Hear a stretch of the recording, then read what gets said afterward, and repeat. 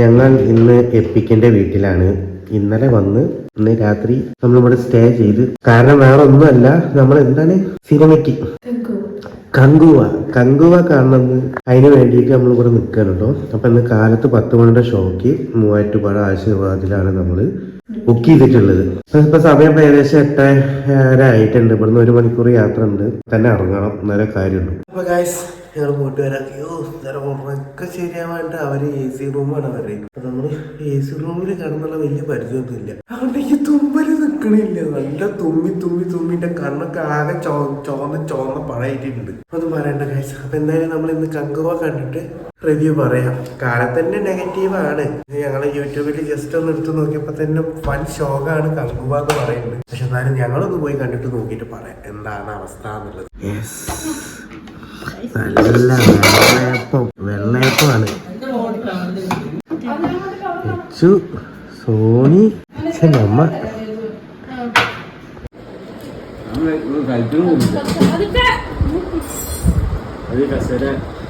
അത് ഇതല്ല. ഇപ്പൊ പെട്ടെന്ന് കഴിച്ചാൽ പെട്ടെന്ന് നമുക്ക് പോവാം.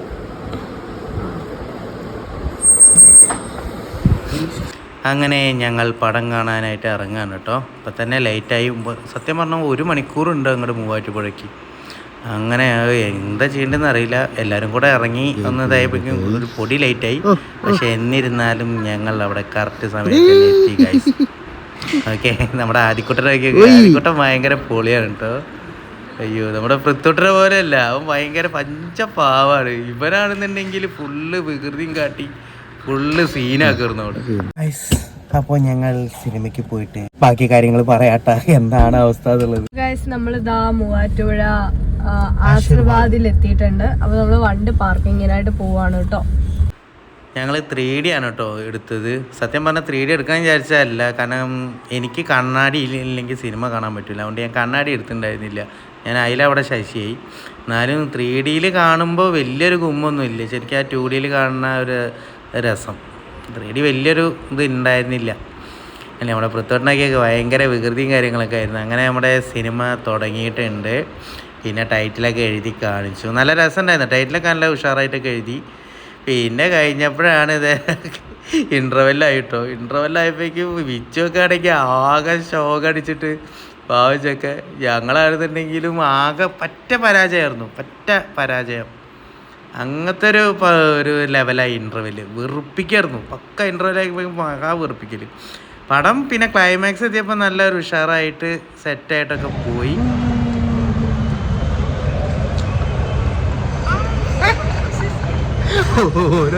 ഓരോരുത്തരും ഓടുക. സിനിമ എവിടെ? സൂര്യപ്പേൻ എവിടെ? സൂര്യപ്പേൻ ആദിക്ക് പടം ഇഷ്ടായടാ? അങ്ങനെ ഞങ്ങൾ കങ്കുവ കണ്ടിട്ട് ഇപ്പൊ വന്നു കേട്ടോ. അങ്ങനെ വീട്ടിൽ എത്തി, റൂമിലെത്തി. ഒരാൾക്ക് ഇവിടെ തൊണ്ടവേനയും ചുമയും ഒക്കെ ആയിട്ടുണ്ട്. അങ്ങനെ ഇരിക്കുകയാണ്. ഞങ്ങള് പടം കണ്ട്. പടത്തിനെ കുറിച്ച് പറയുകയാണെന്നുണ്ടെങ്കിൽ ഇൻ്റർവെല്ലുണ്ടല്ലോ പറ്റ അബദ്ധം. ഇൻ്റർവെല്ല് വരെ പറ്റ അബദ്ധമാണ്. കാരണം വെറുതെ വെറുപ്പിച്ചുകൊണ്ടുള്ള ഓരോരോ സീനും കാര്യങ്ങളൊക്കെ ആയിട്ട്. ആ ദിശ പട്ടാനിയൊക്കെ എന്തിനാണ് ആ പടത്തിന് വന്നത് പോലും അറിയില്ല. ഇത്രയും വലിയ നടിയൊക്കെ വന്നിട്ട് എന്തിനാണ് അങ്ങനെ ഒരു പടത്തിൽ അഭിനയിച്ചത് നോക്കുമ്പോൾ ഒരു പിടുത്തമില്ല. ഇതിൽ ഏറ്റവും ഇഷ്ടപ്പെട്ടത് ഇതിലെ കൊറിയോഗ്രാഫി അടിപൊളി. അതിൻ്റെ ഗ്രാഫിക്സ് കാര്യങ്ങളൊക്കെ പക്ക ഒരു നമ്മൾ ഹോളിവുഡ് സിനിമ കാണുന്ന ആ ഒരു ലെവലിൽ കൊണ്ടുപോയിട്ടുണ്ട്. മേക്കിംഗ് ഒക്കെ ഉഷാറാണ്. പക്ഷെ സ്റ്റോറി പ്ലോട്ടും കാര്യങ്ങളും നോക്കുകയാണെന്നുണ്ടെങ്കിൽ വലിയ പെട്ടെന്ന് മനസ്സിലാവണ ഓരോ കഥയും കാര്യങ്ങളൊക്കെയാണ് പോകുന്നത്. പിന്നെ നമ്മുടെ സൂര്യ പൊളിച്ചടിക്കുന്നത് നന്നായിട്ട് അഭിനയിച്ചിട്ടുണ്ട്. നല്ല എഫേർട്ടും കാര്യങ്ങളൊക്കെ എടുത്ത് അഭിനയിച്ചിട്ടുണ്ട്. പ്രത്യേകിച്ച് ക്ലൈമാക്സ് സീനൊക്കെ പൊളിച്ചടിക്കുന്നത്. ക്ലൈമാക്സും ഒക്കെ ചില സീനുകളൊക്കെ നമുക്ക് നല്ല ഇഷ്ടപ്പെടും. നമുക്ക് പിടിച്ചിരുത്തണ സീനൊക്കെ നല്ലുണ്ട്. ഇൻട്രോ ഒക്കെ നല്ല രീതിയിൽ അതും പോയിട്ടുണ്ട്. അപ്പോൾ എന്നിരുന്നാലും കുഴപ്പമില്ല, ഒരു ആവറേജ് പടം. ഒരു നല്ലൊരു ട്വിസ്റ്റ് ക്ലൈമാക്സിൽ കൊണ്ടിട്ട് നമ്മുടെ റോളക്സ് വരുന്ന പോലെ തന്നെ ഒരു ട്വിസ്റ്റ് ഒരു വേറൊരു ആളെ വെച്ച് കൊണ്ടിട്ട് നിങ്ങൾ ആരാന്നുള്ളത് തിയേറ്ററിൽ പോയി കാണുമ്പോഴേ ഞങ്ങൾക്ക് മനസ്സിലാവുള്ളൂ. അപ്പോൾ ഗൈസ് ഇത്രയൊക്കെ ഉള്ളൂ ഞങ്ങൾക്ക് പറയാനുള്ളൂ. കുഴപ്പമില്ല അല്ലേ? എന്ത് ചെവി പിടിച്ചാ? ചെക്കൻ്റെ കൈ മാന്തിയിട്ട് ചെവിയൊക്കെ മുറിച്ച് വെച്ചിട്ടുണ്ട്. യെസ് ഗൈസ്, അപ്പോൾ ഇത്ര ഞങ്ങൾക്ക് പറയാനുള്ളൂ. എല്ലാവരും തിയേറ്ററിൽ പോയി കണ്ടു നോക്ക്. ഓരോരുത്തർക്കും ഓരോ അഭിപ്രായം, ഇത് ഞങ്ങളുടെ അഭിപ്രായം. പക്ഷേ കൂടെ വന്ന് രച്ചുവിനും എപ്പിക്കലൊക്കെ പറ്റ ഇതായി, അവർക്ക് വരണ്ടേർന്നില്ല എന്നുള്ള വയത്. കുറെ ഞങ്ങൾ ഇന്റർവ്യൂല് കഴിഞ്ഞിട്ട് കുറെ കഴിഞ്ഞിട്ടാണ് കയറിയത്. പക്ഷെ ഇന്റർവ്യൂലിന് ശേഷം പടം ഒന്ന് ലെവലായിട്ട് വന്നു.